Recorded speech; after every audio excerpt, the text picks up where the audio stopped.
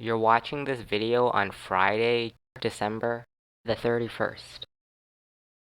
Hey, Platypus here. So hopefully my code is still working. If it is and the date and time are actually correct, then that's great. But if it isn't, it's probably because somewhere in my code something broke.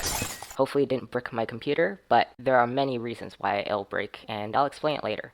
I had the idea of making this after watching Tom Scott's video where he made a video that essentially changes the title depending on the amount of views. And well, I thought that was pretty cool, so I kept it at the back of my mind for a while. And after a year when I started making videos, I noticed something in the creator dashboard of YouTube Studio. And so there's this function that I hadn't really paid attention to before. It's called the editor function. And apparently people use it to trim their videos or add some music or something. I don't see any reason why anyone would actually use it, since we all have like our own softwares. But I looked a bit closer, and there was something interesting about the editor function. Unlike the actual video, where once you upload the video onto YouTube, you can't change the video, the editor function allows you to trim and basically edit the video even after you've published it. Where I realized that, for example, if I uploaded a video where I said yes, no, and when I published it, I deleted the no, then people would only hear the yes.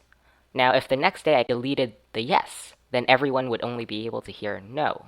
So in that sense, you have basically two different videos that people can hear on different days. So you might understand how I made this video now. In this case, all I did was I recorded me saying all the months of the year, all the days in a week, and every number from 1 to 31. And my code just picks the right date and just edits out the parts that don't fit the date. Here's where things are most likely to go wrong, because this code was not written by a professional. My coding workflow usually consists of me finding problems in my code, finding the answer on Stack Exchange, and then copying and pasting what I find on Stack Exchange directly onto my code. So what I ended up making was basically just a code that clicks buttons on my screen. If anyone watching happens to be some computer genius expert something, just like, I don't know, email me or put in the comments. Whatever you have in mind, it's probably way better than my code.